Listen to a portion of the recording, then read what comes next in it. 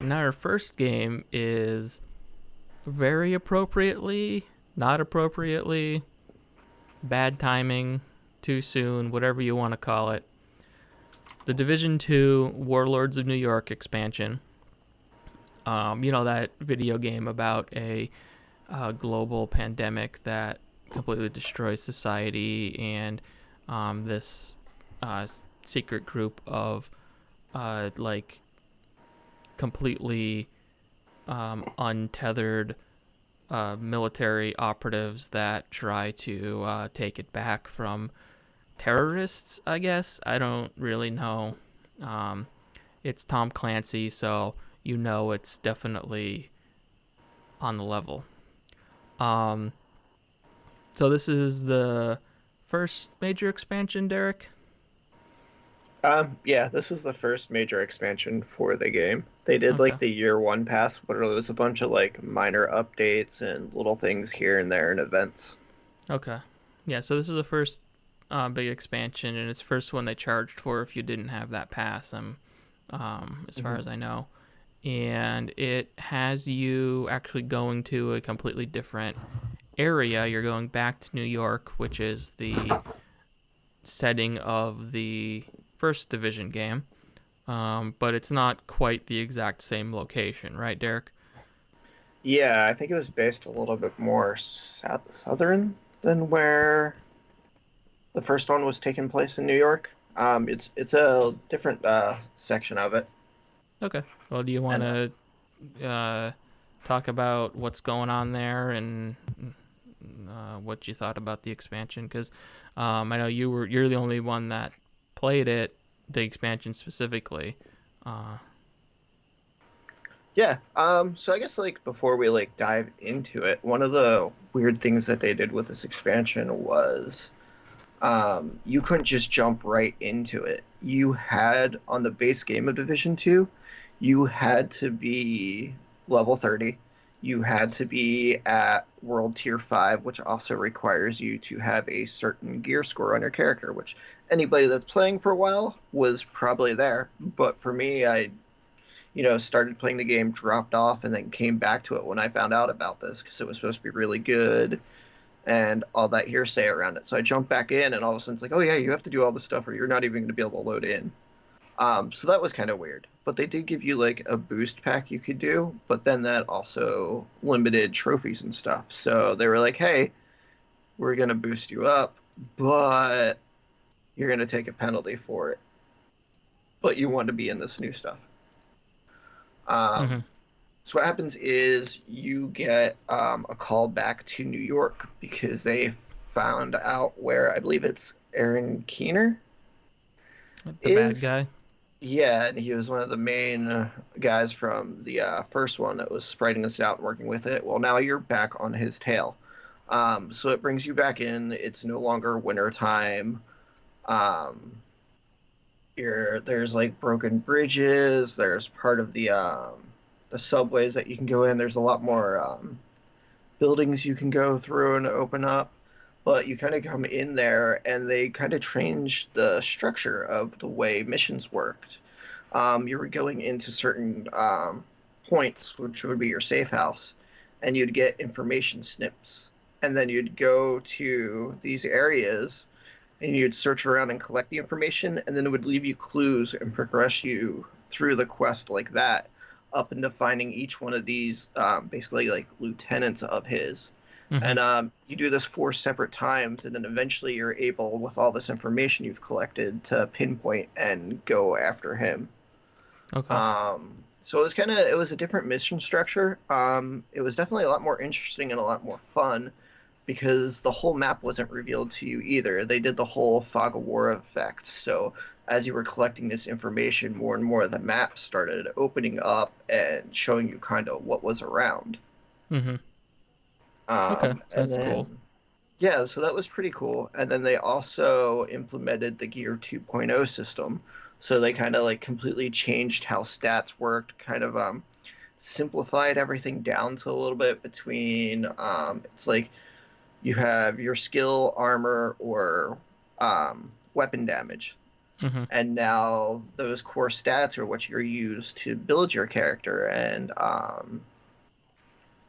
was an interesting change to the system, but it Yeah. seems to be working pretty well. Okay. And it took a little bit to figure out at first and find exactly like depending on your play style is the ratios you want to go, or like if you're starting to have a little hard time you might drop like your weapon damage down a little bit and give yourself a little bit more armor until you find like the better weapon or something better that suits yourself. Mm-hmm. But also on the other side of this gear 2.0 system, you now can collect stats for recalibration. um, so any stats that you'd see, like 10% weapon damage, or like it would give bonus armor or 10% more LMG damage, all those sorts of stats, you now can extract from weapons. And I believe the maximum for most everything is 15% boost that Okay. you'd get. But now you can collect that and you store it in your recalibration, and you only need to collect it once, and then you can apply it to everything you get. So now you're not farming out like tons and tons of gear pieces to have them all sitting in there depending what they do or what talents they have. Mm-hmm. You grind them out to collect the stats, and then you store that stat. And then as you find better stats, it'll stack up. So if you find a 5%, and you're like, okay, I just want to start storing this. And then you find a 10% later, or you find a max roll, which is 15%, you Mm-hmm. can then extract that and it'll put it up there. And it won't let you extract it twice. It'll say, hey, you have this. Or Mm-hmm. it'll show you, like, okay, you're going to get this increase from this piece or this increase for this piece. So you're not really wasting um, gear that you've grinded for like that. Mm-hmm.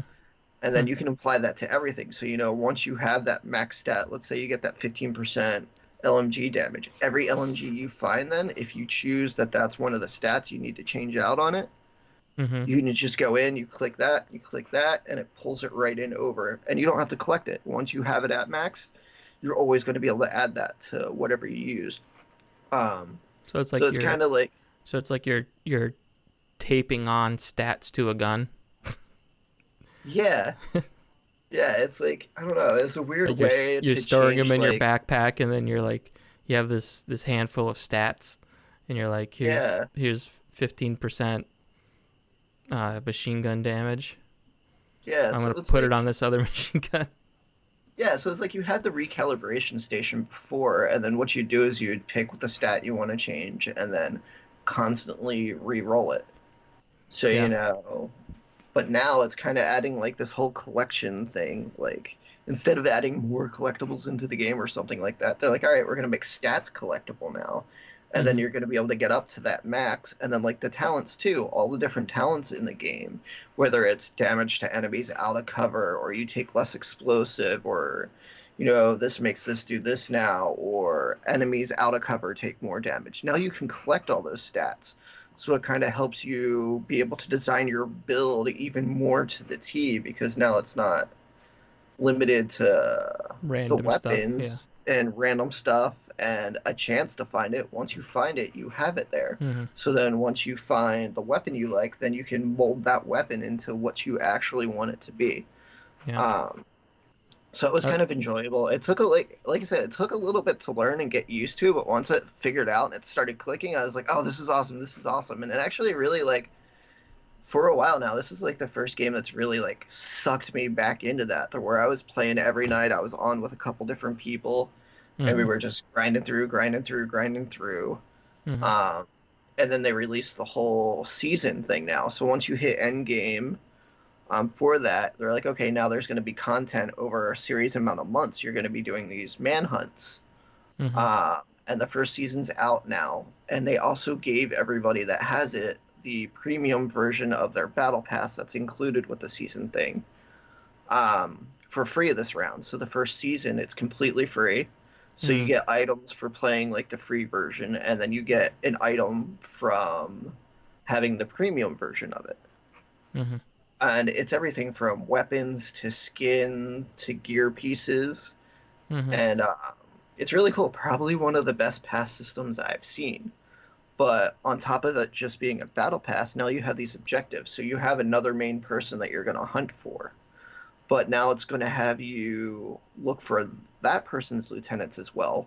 But it's broken down to now where you're going to go into an area and you're going to do like 3 control points in the area. You're going to do the mission that's in the area, and then you're going to do like a bounty. And then once that checks off, you'll go to the next spot, to the next spot, and then it'll unlock the person, and then you can take down that person as part of the new mission that's popped up. And then that's spread out over a couple months because I think it's every 2 weeks they put out like the next person until you go after the final um, guy for the season. Okay. Cool. Um, So it's yeah, uh, honestly, I didn't play enough of the base game to know like how much of a difference that is to literally ask questions on. mhm. Um, but it sounds like the way you're talking about it and the fact that you're bringing it up seems to indicate to me that it's kind of a big change in. Yeah, it feels like a whole new game. Because like I Okay. said, I fell off real fast when it came out. Mm-hmm.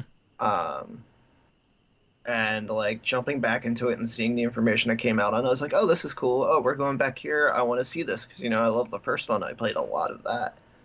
Um, and then like I said, I just got sucked back into it. Like it finally played good. It felt good. It was responsive. People weren't constantly dropping in and out. So like the little connectivity issues and stuff they were having, Mm-hmm. they've kind of fixed and been working on stuff like that. And even now with like the expansion, there were some things that had caused them some issues within the community. Like they were having problems with difficulty on the lower ends. They left like challenging, heroic, and legendary. They left that the same, but like on normal and hard, it was a little too challenging for some people. Mm-hmm. But they're slowly working on fixing this, and it wasn't just like it wasn't that it was like hard or because it was hard. It was just like when they implemented these changes, it kind of affected everything. But they Mm-hmm. were quick to work on that. And they adjusted some things. They kind of really looked into it and saw what like the problems people were having and what the community was saying, and then have slowly started implementing the stuff on that.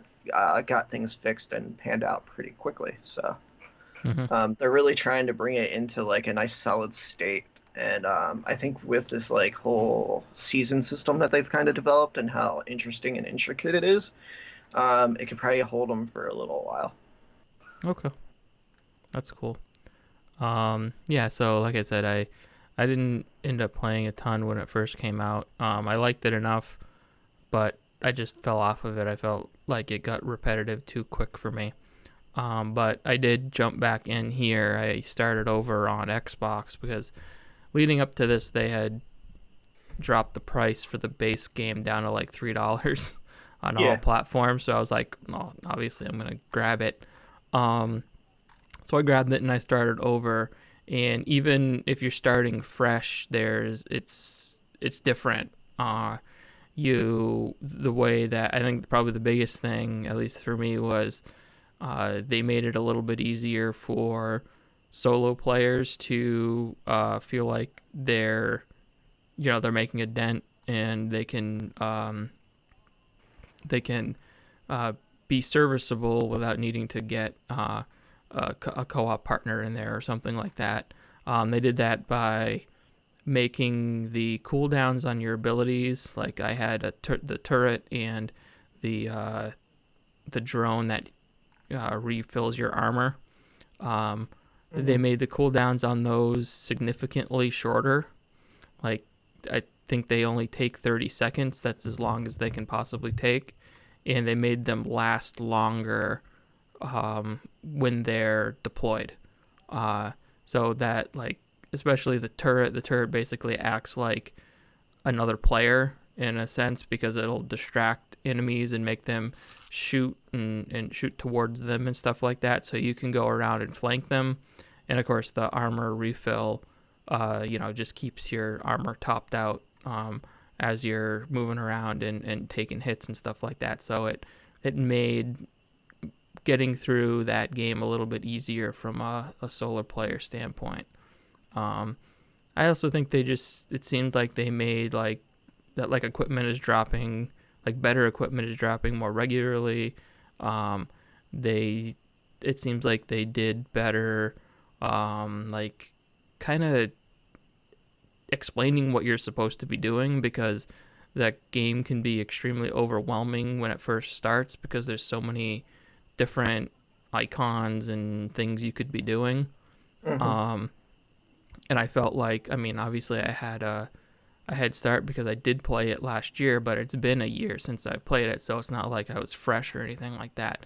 But I kind of was able to get back in and remember, like, basically get up to speed to where I was previously pretty quickly. So yeah, I think even for new players, they done a pretty good job of streamlining the game and making it a little bit easier for people to get into it. And that's kind of like my contribution to this discussion, is that if you haven't played the Division 2 and you're wondering if it's a good time to get in, it seems like it is. And of course you'd have a ton of game to play, because the base game plus this new expansion, if you go for the extra expansion. So that expansion, that's $30, right? Yeah. Okay. Yeah, and that's on Xbox, PS4, and PC, right? Yes. Yeah, if you were lucky to get in when they were charging that $3 or $4 for it, it was definitely worth it. And I don't know what it is right now, but I'm sure they would have more sales on it moving forward. So yeah, is there anything else you want to add before we move on? I think that was pretty much it. Okay. They did a lot have of you checked out the Division since it came out last year? No, I played it obviously when it came out and enjoyed it to the extent that I did, but I don't, because I bought it new because we was all going to look at it at some point. So I feel like another $30 on top of that's a bit kind of, at the $3 that you said it was like recently, I would have probably dove in, but I don't really fancy putting another 30 in, if that makes sense. It looks interesting, but when that drops, I'll have a look. When the price of the expansion drops, I'll have a look, definitely. But at the moment, I probably sunk too much money into it already, I think. Yeah. That's that's why I just spent the $3, because I bought the full expensive version on when it first came out and didn't really get too much out of it. So that's why I went, I can spend an extra $3, but didn't buy the expansion. Maybe I will at some point if I ever get through the main campaign. All right. So yeah, that's the Division 2 Warlords in New York expansion.